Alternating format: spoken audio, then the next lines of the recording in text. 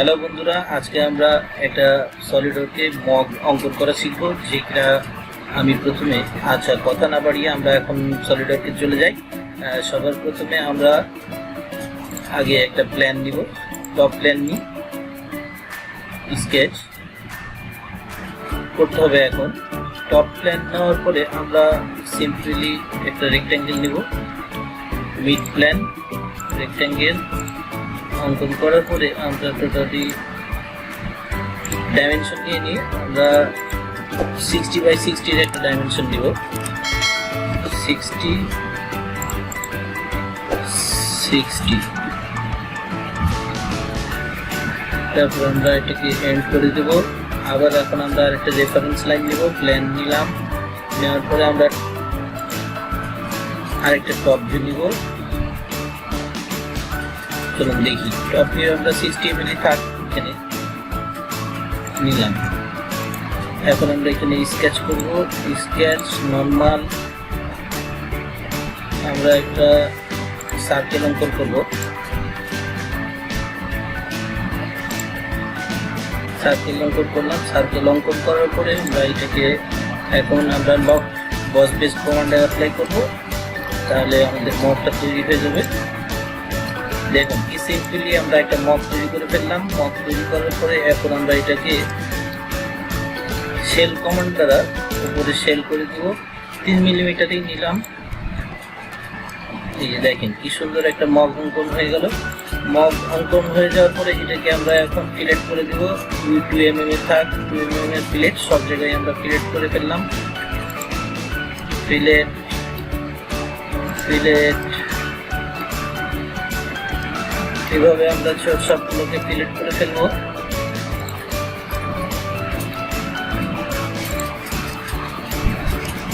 তাহলে আমাদের মগটা দেখতে সুন্দর লাগবে।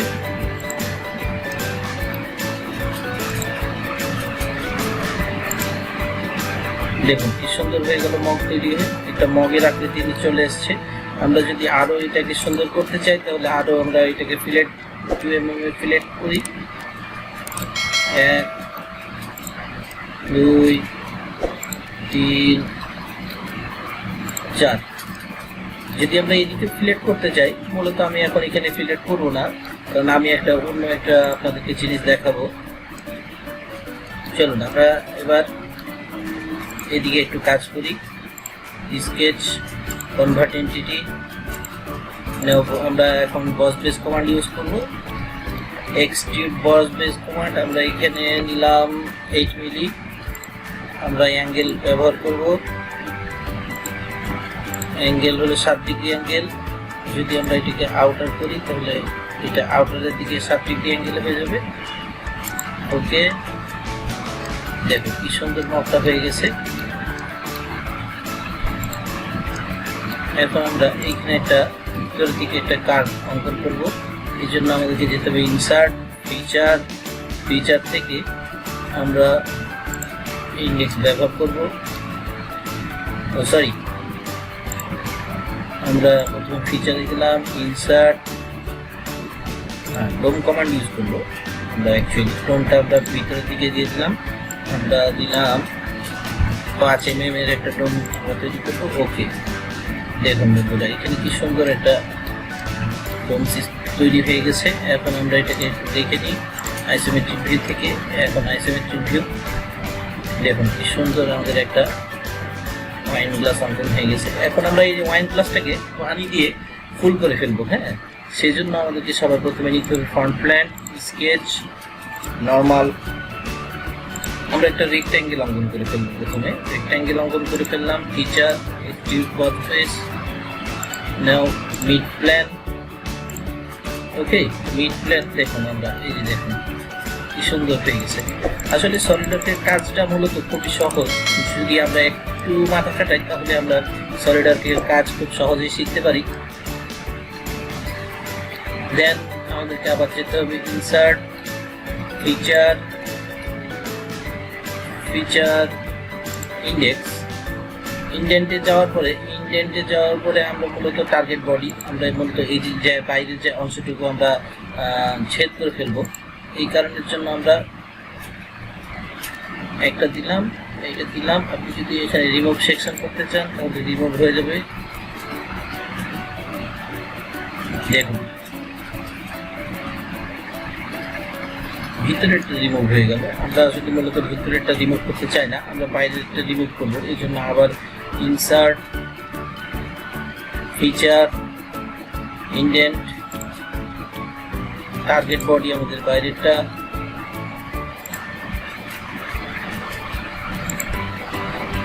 রিজিয়ন। হ্যাঁ আমাদের দেখেন এখানে এটা কিন্তু পুরোটাই কিন্তু একটা প্রত্যেকটা আলাদা আলাদা সেকশনে পরিণত হয়ে গেছে। এখন আমরা আবার যাবো সারফেস, ইন্ডেক্স, সারফেস। দেখুন আমরা ডিলেট বডি, আমরা এই যে এই বডিটা বাইরের অংশটা ডিলেট করে ফেলবো। হ্যাঁ এই যে দেখুন কি সুন্দর আমাদের একটা ওয়াটার লিকুইড তৈরি হয়ে গেছে। এখন আমরা এইটাকে ম্যাটেরিয়ালে পরিণত করবো। আমাদের দেখুন প্রথমে আমাদের মগ থেকে ম্যাটেরিয়াল,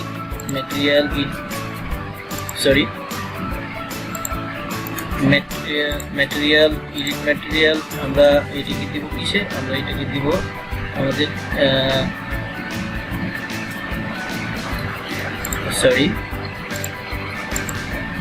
আমরা এটা লিকুইড দিব। Liquid edit material. দেন আমরা চলে গেলাম নিচে